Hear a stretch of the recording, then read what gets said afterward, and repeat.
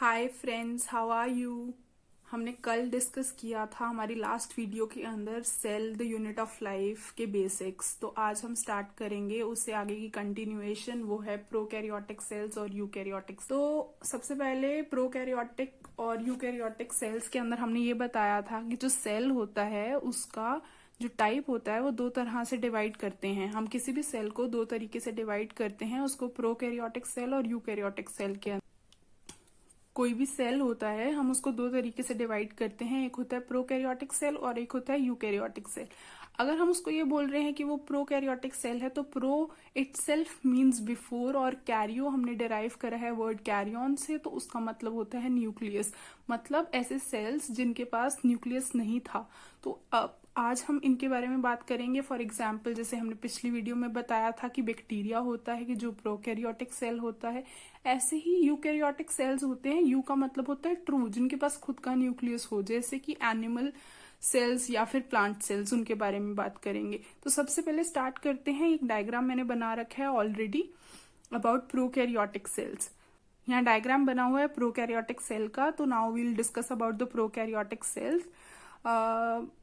For example, if we take about the bacterial cell, तो bacterial cell जो भी होगा उसके पास तीन आउटर कवरिंग्स होगी।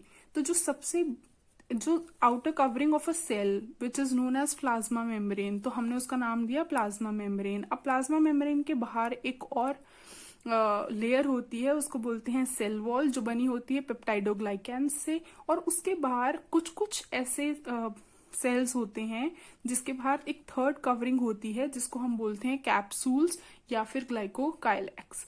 ठीक है। अब अगली चीज जो हम पढ़ने वाले हैं वो ये कि ये जो कवरिंग है जो प्लाज्मा मेम्ब्रेन की, ये कुछ इनफोल्डिंग्स देती है, जैसे यहाँ पर और यहाँ पर। तो यहाँ जो इन्होंने कुछ इनफोल्डिंग्स बनी हुई है, तो ये अपने आप में जो प्लाज्मा मेम्ब्रेन है ये अंदर की तरफ फोल्ड हो जाती है। उससे क्या होता है, सरफेस एरिया इंक्रीज हो जाता है। तो ये जो स्ट्रक्चर्स यहाँ डेवलप हुए उनको बोलते हैं मीजोसोम्स। और मीजोसोम्स का काम क्या है कि एक काम इनका ये होता है कि ये डीएनए रेप्लिकेशन में, रेस्पिरेशन में, सेल डिवीजन में, इन सारी चीजों में हेल्प करते हैं। और दूसरी तरफ ये सेल मेम्ब्रेन का सरफेस एरिया इंक्रीज कर देते हैं। यहाँ पर देखते हैं, हमें यहाँ पर एक सर्कुलर डीएनए दिख रहा है, एक छोटा सा डीएनए जो कि सेंटर में नहीं है और जिसके पास मेम्ब्रेन बाउंड भी नहीं है।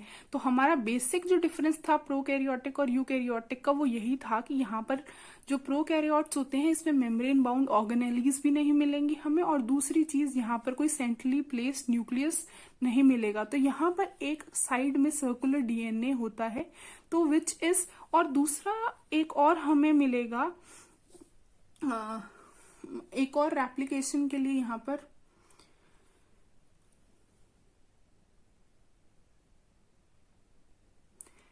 तो यहाँ पर एक पर्टिकुलर सर्कुलर डीएनए मिलता है हमें, और दूसरा एक और छोटा सा स्ट्रक्चर हमें कहीं पे भी मिल जाएगा पूरे सेल के अंदर। सब मैंने यहाँ पर बना दिया है, तो उसको हम बोलते हैं प्लाज्मिड के नाम से। अब प्लाज्मिड का काम क्या होता है, ये रेप्लिकेट इंडिपेंडेंटली करता है। इसके पास कुछ ऐसे जीन्स होते हैं जिसके पास पावर होती है कि खुद का सर्वाइवल कराना, या ऑर्गेनिज्म, इस पूरे ऑर्गेनिज्म का सर्वाइवल कराना।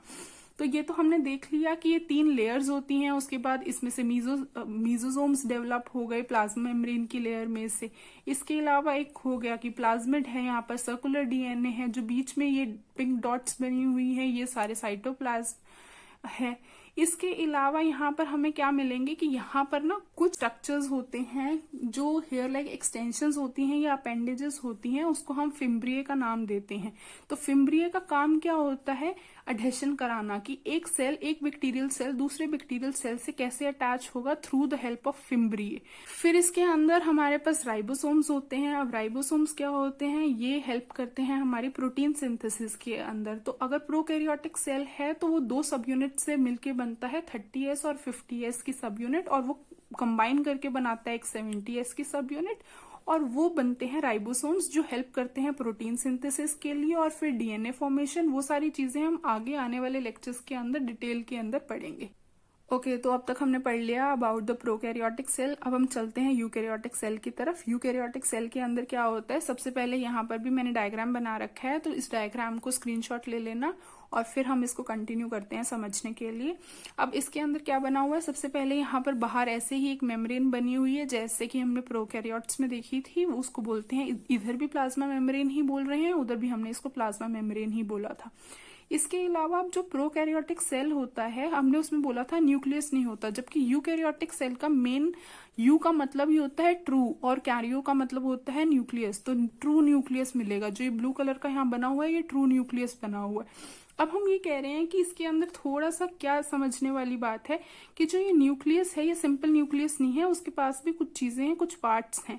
जैसे क्या क्या पार्ट है न्यूक्लियस के अंदर, जो उसके बाहर न्यूक्लियस की कवरिंग होती है उसको बोलते हैं न्यूक्लियर मेम्ब्रेन। अब ये न्यूक्लियर मेम्ब्रेन कंटिन्यूटी में नहीं बनी हुई। इसका काम क्या होता है, सबसे पहले न्यूक्लियर मेम्ब्रेन का काम ये होता है कि वो जितना भी अंदर क्रोमैटिन मटेरियल है या डीएनए है, तो वो उसको एक जगह कंबाइन करके रख रहा है, वो कहीं पर भी बाहर मिक्स नहीं होने दे रहा उस सामान को। तो it is acting as protective. दूसरी चीज, यहाँ पर फिर हमने पोर्स क्यों बनाए, तो यहाँ पर कुछ न्यूक्लियर पोर्स मिलेंगे। तो ये वाले पोर्स हमने इसलिए बनाए कि एक्सचेंज इजी हो जाएगा। न्यूक्लियस और साइटोप्लाज्म के बीच में अगर हमें कुछ चीजों का, कुछ प्रोटीन्स का एक्सचेंज करना होगा, जो हम आगे पढ़ेंगे, तो वो इजी हो जाता है। और जो बीच में सेंटर में दिख रहा है वो हमें दिख रहा है क्रोमैटिन फाइबर्स। तो ये सारी चीजें मिलकर बनाती हैं न्यूक्लियस को। अब हम चलते हैं, यहाँ पर बहुत सारी ऑर्गेनेलीज होती हैं। अब वो ऑर्गेनेलीज कौन कौन सी होती हैं और उनका पर्टिकुलरली काम क्या है। अब एक तो ये हो गया कि जो न्यूक्लियर मेम्ब्रेन है वो खुद एक्सटेंड होती है थोड़ी सी, मतलब वो है जब वो आउटग्रोथ करती है न्यूक्लियर मेम्ब्रेन, तो वहां से एक स्ट्रक्चर एराइज होता है जिसको हम बोलते हैं एंडोप्लाज्मिक रेटिकुलम। जैसे यहाँ पर एग्जांपल में मैंने ये दो बना रखे हैं, आप और भी जगह पर हो सकते हैं, पर मैंने तुम्हें समझाने के लिए दो इसलिए बनाए क्योंकि एक पे मैंने पिंक डॉट्स लगाई हैं, दूसरे वाले एंडोप्लाज्मिक रेटिकुलम पे मैंने डॉट नहीं लगाई है। अब वो जो फर्स्ट वाले पे मैंने डॉट लगाई है, वो जो डॉट्स हैं पिंक कलर की, वो है राइबोसोम्स। वो राइबोसोम्स हमने प्रोकैरियोट्स के अंदर भी पढ़े थे। वो राइबोसोम्स वहां पर थे 70s के, यहाँ पर होते हैं 80s के। अब ये क्या है, राइबोसोम्स प्रोटीन होते हैं। अब ये प्रोटीन इसके साथ अटैच हो जाते हैं, अब ये स्ट्रक्चर बन जाता है रफ एंडोप्लाज्मिक रेटिकुलम। जबकि यहाँ पर अगर राइबोसोम्स अटैच नहीं है इस स्ट्रक्चर पर, तो ये बना रहेगा स्मूथ एंडोप्लाज्मिक रेटिकुलम। तो यहाँ पर ये समझने की बात थी कि एक होता है स्मूथ एंडोप्लाज्मिक रेटिकुलम और एक होता है रफ एंडोप्लाज्मिक रेटिकुलम। अब हम अगली ऑर्गेनेल पे चलते हैं, जैसे हो गया माइटोकॉन्ड्रिया। अब माइटोकॉन्ड्रिया के अंदर क्या होता है, हम इसको बोलते हैं पावर हाउस ऑफ सेल। अब पावर हाउस ऑफ सेल क्यों बोलते हैं, क्योंकि यहाँ पर सारी बॉडी की एनर्जी जनरेट होती है। तो एक सेल को काम करने के लिए कुछ एनर्जी लगती है, उस एनर्जी को हम एटीपी बोलते हैं। अब वो जो एटीपी है वो कौन जनरेट करता है, माइटोकॉन्ड्रिया, इसलिए इसको बोला जाता है पावर हाउस ऑफ सेल्स। अब मेरा थोड़ा सा ना गोल्जी बॉडी का जो डायग्राम है वो बहुत अच्छा नहीं बना, बट तुम लोग देख लेना बुक के अंदर। तो गोल्जी बॉडी एक और ऑर्गेनेल होती है। इसका क्या काम होता है, it is like Golgi, G for Golgi, G for gift packing, ऐसे याद रख लो। तो यहाँ पर इसका काम है, ये गिफ्ट को पैक करती है। तो यहाँ पर क्या गिफ्ट है हमारे पास, हम प्रोटीन बना रहे हैं, तो ये क्या करेगा, यहाँ ये प्रोटीन को पैक करता है। अब ये प्रोटीन को पैक क्यों करता है, सिक्रीशन के लिए। तो प्रोटीन बन कहाँ रहा है, राइबोसोम्स प्रोटीन बना रहा है। तो जो ये रफ एंडोप्लाज्मिक रेटिकुलम है वहां से प्रोटीन बन रहा है, वो जाके पैक हो रहा है गोल्जी बॉडीज के अंदर, और वहां से ये पूरे सेल के अंदर कहीं पे भी डिस्ट्रीब्यूट हो सकता है, या जहां रिक्वायरमेंट होगी वो तब तक के लिए पैकिंग का काम होता है गोल्जी बॉडी का। अब नेक्स्ट जो स्ट्रक्चर है वो हमारे पास वैक्यूल का होता है। वैक्यूल क्या होता है, ये मेम्ब्रेन बाउंड सैक्स होते हैं जो कि साइटोप्लाज्म के अंदर प्रेजेंट होता है। ये जो पिंक पिंक डॉट्स पूरे एरिया में बिखरी हुई है ये साइटोप्लाज्म है। तो ये सारी ऑर्गेनेलीज हमें कहाँ मिल रही है, साइटोप्लाज्म में। तो वहीं पर एक और ऑर्गेनेली मिलेंगी हमें वैक्यूल के नाम से। अब उसका काम क्या होता है, ये स्टोरेज स्ट्रक्चर होता है सेल के अंदर। अब ये क्या स्टोर करने वाला है, ये कुछ भी स्टोर कर सकता है। जैसे ये फूड होल्ड कर सकता है कि लेटर यूज के लिए सेल को जरूरत पड़ती है तो वैक्यूल के पास फूड होगा, या ये कोई वेस्ट स्टोर कर सकता है जो सेल को नहीं चाहिए ताकि ये बाद में रिमूवल में काम कर सके।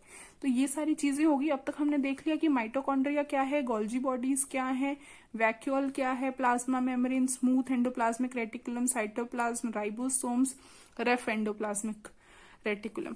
अब हम चलते हैं इस तरफ। अब इस तरफ यहाँ पर जो स्ट्रक्चर्स बने हुए हैं वो क्या क्या बने हुए हैं। अगला स्ट्रक्चर है, जो स्ट्रक्चर है साइटोस्केलेटन। अब साइटोस्केलेटन का क्या मतलब है कि cyto means cell, skeleton means structure. तो ये जो सेल को स्ट्रक्चरल सपोर्ट है वो कौन प्रोवाइड करता है, साइटोस्केलेटन प्रोवाइड करता है। तो अब 3 कंपोनेंट्स होते हैं, जैसे कि माइक्रोट्यूब्यूल, दूसरा कंपोनेंट होता है माइक्रोफिलामेंट्स, तीसरा कंपोनेंट होता है इंटरमीडिएट फिलामेंट। तो ऐसे करके यहाँ पर ये जो स्ट्रक्चरल सपोर्ट है सेल की वो ये सारे साइटोस्केलेटन प्रोवाइड करता है। ये अलग अलग जगह पर ऐसे से मैंने बना रखे हैं। इसके अलावा चलते हैं हम अब जो क्रोमैटिन फाइबर्स होते हैं। क्रोमैटिन फाइबर्स का क्या काम है, जो न्यूक्लियस के अंदर है ये कंडेंस करते हैं, ये इकट्ठा और जोड़ते हैं ताकि डीएनए और कंडेंस से कंडेंस मतलब छोटे से स्पेस के अंदर, क्योंकि डीएनए बहुत वास्ट होता है तो उसको कंडेंस करके यहाँ अंदर छोटे से स्पेस के अंदर रखा जाता है। इसके अलावा यहाँ पर इस डायग्राम में एक और ऑर्गेनेल रह गई, उस ऑर्गेनेल को बोलते हैं हम सेंट्रोसोम। इसके पास 2 सेंट्रियोल्स होते हैं। अब ये जो 2 सेंट्रियोल्स होते हैं ये 90 डिग्री के एंगल पे प्लेस्ड होते हैं। तो यहाँ डायग्राम में थोड़ा सा टेढ़े बने हुए हैं, बट एक्चुअली ये 90 डिग्री पे 2 सेंट्रियोल्स आपस में प्लेस्ड हैं और बाहर इसके सेंट्रोसोम है। तो ये इनका काम होता है सेल डिवीजन के अंदर। तो ये तो हमने सारा कुछ पढ़ लिया अभी तक यूकैरियोटिक सेल के बारे में, जो कि एग्जाम्पल हमने लिया है एनिमल सेल। अब ऐसे ही यूकैरियोटिक सेल प्लांट्स का भी है। तो अब हम आगे पढ़ेंगे प्लांट सेल के बारे में।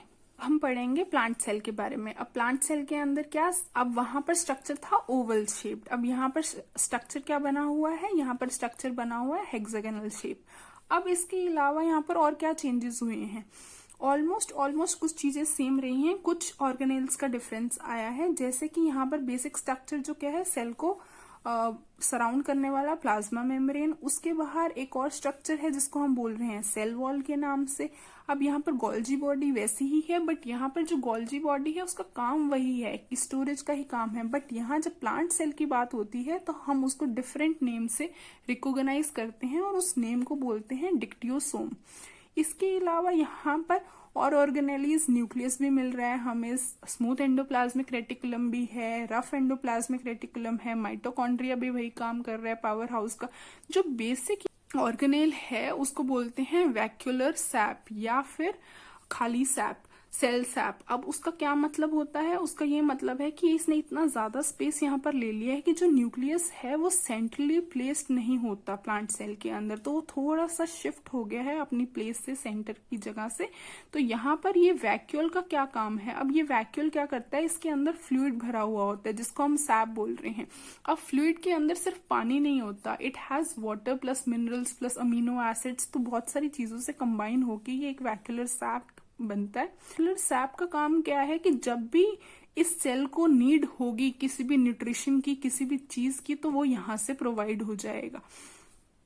फिर यहाँ पर नेक्स्ट चलते हैं हम अगली ऑर्गेनेल की तरफ। तो यहाँ पर लाइजोसोम्स प्रेजेंट होते हैं। लाइजोसोम्स क्या होते हैं, यहाँ पर ये कुछ डाइजेस्टिव एंजाइम्स, जैसे हमारी बॉडी को डाइजेशन के लिए डाइजेस्टिव एंजाइम्स चाहिए या फिर इंटेस्टीन चाहिए, ऐसे ही एक सेल को लाइजोसोम्स चाहिए। लाइजोसोम्स क्या काम करेंगे, इनके पास भी ऐसे डाइजेस्टिव एंजाइम्स होते हैं जो कि वेस्ट रिमूवल में हेल्प करते हैं। इसके बाद यहाँ पर माइक्रोबॉडीज प्रेजेंट होती हैं। तो माइक्रोबॉडीज होती हैं, इनका काम क्या होता है, इनके पास भी बहुत सारे ऐसे एंजाइम्स प्रेजेंट होते हैं जो कि सेल के अंदर बायोकेमिकल रिएक्शंस कंडक्ट करने में हेल्प करते हैं और सेल के अंदर सारी फंक्शनिंग को मेंटेन करते हैं। इसकी जो ऑर्गेनेल यहाँ पर हमको दिख रही है उसको बोलते हैं क्लोरोप्लास्ट। अब क्लोरोप्लास्ट का क्या काम है, क्लोरोप्लास्ट बहुत इंपॉर्टेंट होती है क्योंकि ये सिर्फ प्लांट सेल के अंदर पाई जाती है। अब इसका काम क्या है कि it works to convert the light energy of sun to sugars, मतलब ये फोटोसिंथेसिस के प्रोसेस में हेल्प करती है कि मतलब वहां से जो भी लाइट एनर्जी है उसको कन्वर्ट करेगी किस फॉर्म के अंदर, शुगर्स की फॉर्म में, ताकि ग्लूकोज की फॉर्म में, ताकि एक जो प्लांट सेल है उसको एनर्जी मिल जाए। तो क्लोरोप्लास्ट के पास बहुत सारे क्लोरोफिल मॉलिक्यूल्स होते हैं जो हेल्प कराते हैं फोटोसिंथेसिस के प्रोसेस करने के अंदर। तो इस तरह से यहाँ पर हमने ये देखा कि यह डिफरेंट ऑर्गेनेल्स कौन कौन सी हैं और कौन कौन सी हमने पीछे देख ली थी। तो बेशक दोनों यूकैरियोटिक सेल्स हैं, बट दोनों के पास कुछ कुछ डिफरेंट ऑर्गेनेल्स हैं और कुछ कुछ डिफरेंट फंक्शंस कर रहे हैं। तो अब तक हमने समझ लिया इसको डायग्रामेटिकली। अब हम चलते हैं इसको टैबुलर फॉर्म में और थोड़ा सा डिफरेंसेस साइड बाय साइड लिख के याद कर लेते हैं। तो जो प्रोकैरियोट्स होते हैं वो बहुत सिंपल थे, काफी सिंपल, उनका जो डायग्राम बनाया था हमने वो काफी सिंपल था, जबकि जो यूकैरियोट्स होते हैं वो कॉम्प्लेक्स होते हैं। जो प्रोकैरियोट्स हैं उसमें कोई ऑर्गेनेल नहीं मिलती है, जबकि हमने इतने सारे ऑर्गेनेल्स आज देखे जो मेम्ब्रेन बाउंड थे जो हमें यूकैरियोट्स के अंदर मिले। फिर जो प्रोकैरियोट्स हैं उसमें हमने देखा एक सर्कुलर और डबल स्ट्रैंडेड डीएनए था जो साइड में था, हमने वो देखा था। तो ऐसे ही यहाँ पर जो यूकैरियोट्स होते हैं इसके अंदर लीनियर और डबल स्ट्रैंडेड डीएनए होता है। जो प्रोकैरियोट्स होती हैं इसके अंदर प्लाज्मा जो मेम्ब्रेन होती है उसके पास कोई रिसेप्टर नहीं होता, जबकि जो यूकैरियोट्स होते हैं उसकी जो प्लाज्मा मेम्ब्रेन है उसके पास रिसेप्टर होता है। ऐसे ही जहां पर हम बात करेंगे सेल वॉल, जो प्रोकैरियोट्स हैं उसके पास सेल वॉल प्रेजेंट होती है, बट जबकि जो यूकैरियोट्स हैं उसके अंदर सेल वॉल, एनिमल सेल जब हमने देखा था तो उसमें कोई सेल वॉल नहीं थी, जबकि जो प्लांट सेल हमने देखा था उसके अंदर सेल वॉल थी। तो इसका मतलब ये है कि प्लांट सेल के अंदर सेल वॉल प्रेजेंट है और फंजाई के अंदर भी सेल वॉल प्रेजेंट होती है। यहाँ पर हमने देखा कि न्यूक्लियोइड होता है, मतलब उसके पास कोई न्यूक्लियर मेम्ब्रेन नहीं है, वो ऐसे ही सेल के अंदर थोड़ा सा न्यूक्लियर मटेरियल कहीं सस्टेन कर रखा है। यहाँ पर प्रॉपर मेम्ब्रेन बाउंड न्यूक्लियस होता है। हमने देखा कि राइबोसोम स्मॉलर थे, 70S का राइबोसोम था प्रोकैरियोट्स का, ऐसे यूकैरियोट्स का जो राइबोसोम था वो 80S का था। फिर हमने देखा जो बेसिक चीज कि किस स्ट्रक्चर के ऊपर स्टैंड कर रहा है, स्ट्रक्चरल सपोर्ट क्या है। स्ट्रक्चरल सपोर्ट थी लार्ज साइटोस्केलेटन जो कि यूकैरियोट्स के अंदर होता है, जबकि प्रोकैरियोट्स के अंदर it lacks cytoskeleton. So I hope this video was very helpful. Till our next video, keep reading, keep studying, and comment down if you have any query. Hit the bell icon to watch my upcoming videos. Subscribe to my channel, like my video. Do comment down below if you like the way of my teaching. Till then, bye bye. Keep reading.